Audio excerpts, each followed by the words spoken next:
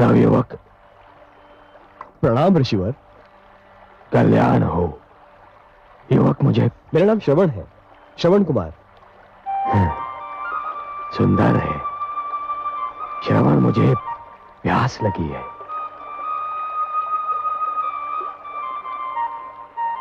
क्या बात है?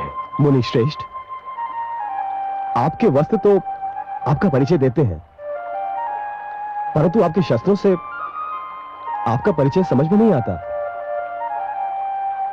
तुम मुझे मेरे वस्त्र देखकर मुनि कह रहे हो, परंतु मेरा ये धनुष, मेरा परशु, ये तो मुझे मुनि सिद्ध नहीं करते।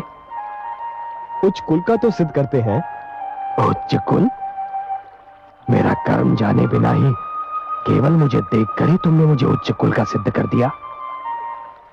आप अवश्य किसी श्रेष्ठ ऋषि की संतान हैं, परंतु मैं एक वैश्य मुनि और छोटी जाति की माता की संतान हूं। श्रवण, तुम्हें अपनी माता को छोटी जाति का कहते हुए लज्जा आनी चाहिए। माता तो माता होती है, जो पूजनीय होती है। व्यक्ति की पहचान उसके कर्म से होती है श्रवण। जन्म से तो सभी शूद्र होते हैं। जन्मना जायते शूद्राः संस्कारात् विजोच्यते। क्षमा करें, मैं तो आपका विचार करके कह रहा था। मेरे हाथों से जल लेकर। श्रवण, वायु हर श्रेणी के व्यक्ति को छू कर आती है, और हर श्रेणी के लोग उसी वायु से अपनी श्वास भर लेते हैं, शीतलता प्राप्त करते हैं। सूर्य की किरणें भी सभी के लिए समान होती हैं श्रवण। मेरा अर्थ समझ रहे हो ना? लाओ, मुझे जल दो, मैं बहुत प्यासा हूं।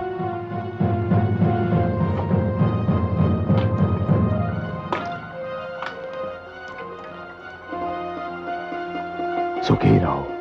हे मुनिवर, आप मुझे अपना परिचय दें, बड़ी कृपा होगी, क्योंकि आज से आप मेरे आदर्श हैं। श्रवण, मैं ऋषि जमदग्नि और माता रेणुका का पुत्र परशुराम हूं।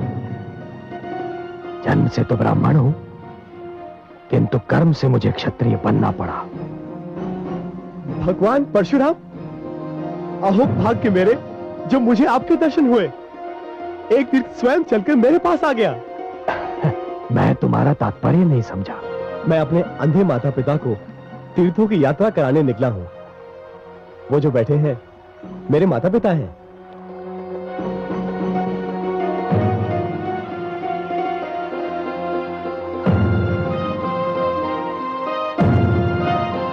परंतु मुझे वहां कोई रथ या अन्य वाहन दिखाई नहीं दे रहा श्रवण, जिसमें मैं बहुत साधारण व्यक्ति हूं।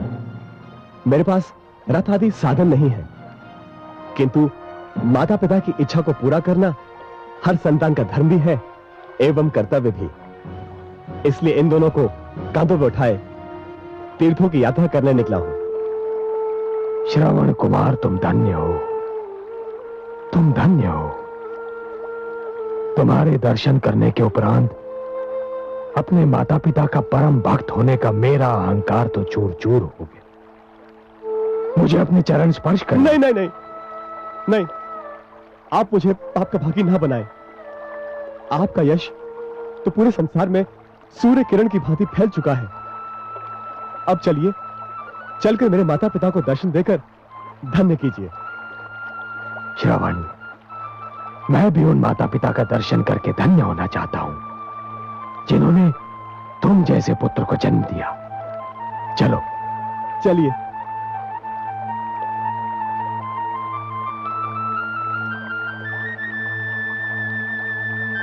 माता पिताश्री, भगवान परशुराम पधारे हैं। हमारे धन्यवाद। हे भगवान परशुराम, हमें अपने चरण छूने दीजिए। नहीं माता,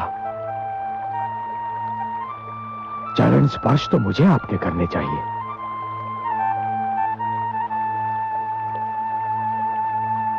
हे माता,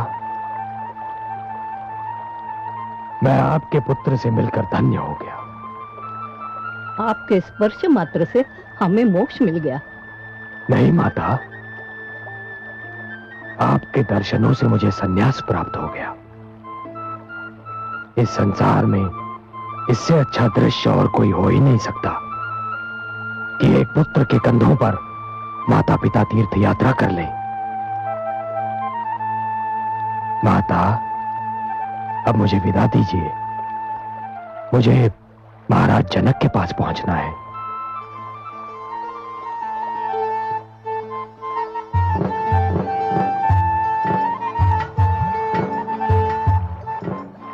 श्रवण, मैं हृदय से कामना करता हूं और आशीष भी देता हूं कि जब तक ये सृष्टि रहेगी, जब तक पुत्र धर्म की मर्यादा रहेगी, तुम्हारा नाम अमर रहेगा। आयुष्मान भव, आयुष्मान भव।